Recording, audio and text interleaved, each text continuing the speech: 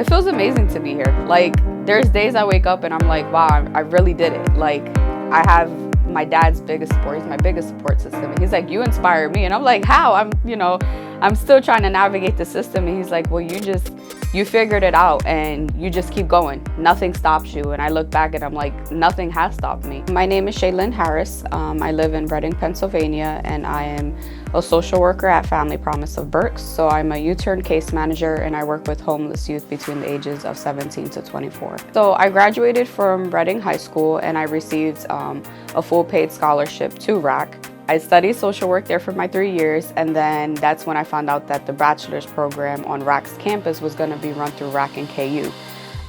And I just thought like this would be perfect, it would be convenient, I wouldn't have to go anywhere because at the time I didn't have a car, so to drive up to Kutztown would have been a lot for me.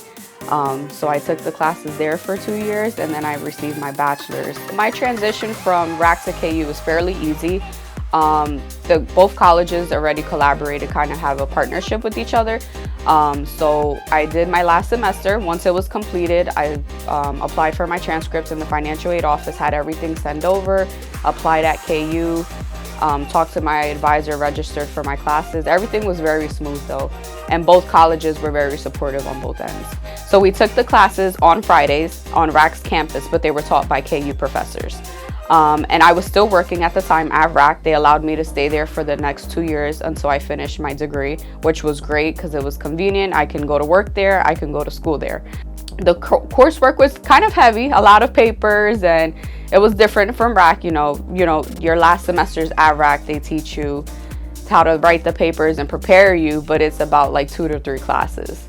And then when you go to Kutztown, you're in the real deal. So it was different. The coursework was a little harder, a lot of studying and testing, but the KU professors prepared you for everything. The cohort and our peers were great. We were like a little family. Once we got to know each other and we would help each other study, we would go to each other's house, go to lunch together.